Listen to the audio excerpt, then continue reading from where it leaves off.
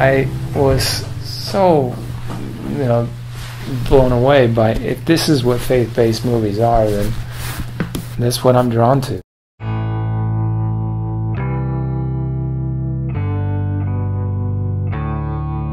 When I first met him working on the movie, he came out and it was, oh, he's real quiet, he's this, that. And all of a sudden we have the most authentic conversation within 1 minute of the time we talk. And the reason why I do believe that he doesn't talk a lot is because he's not much of a BSer, and neither am I. And that's what we have in common. Because we like talking about real things, we end up talk a lot. But I find that people talk too much.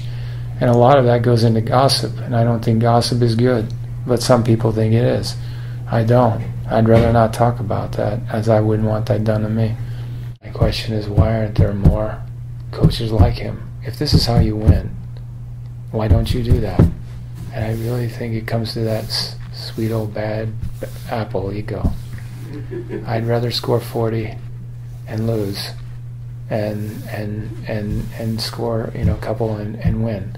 I see people in my industry all the time doing movies, rationalizing, I'm not your kid's role model. And that kind of was the 80s thing, and it's kind of hung around. That I can make a big bag of money, be talented, be humble, be all these things, and be worshipped for it. And I see that all the time.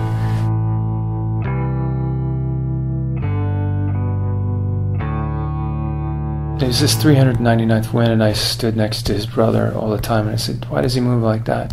It looks like he carries the weight of the world on his shoulders. That there is a long suffering that goes along with that, with the world that you enter into. When you do an acting, you get up on the stage, you have to be judged. Why would you do that? In front of you have to love what you do, and he puts himself in that situation. He's not a guy that likes that attention.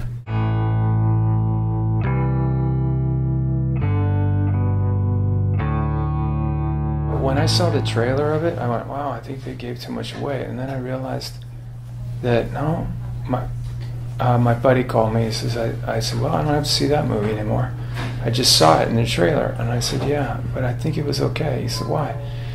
I said, because I need to feel inspired when I watch that trailer. And you have to sell inspiration to me. You might see that, but it's the next guy that you take to the theater and go, wow, what an inspiring movie. And yeah, I saw the trailer and I felt that. I'm more apt to take people to a movie that inspire me.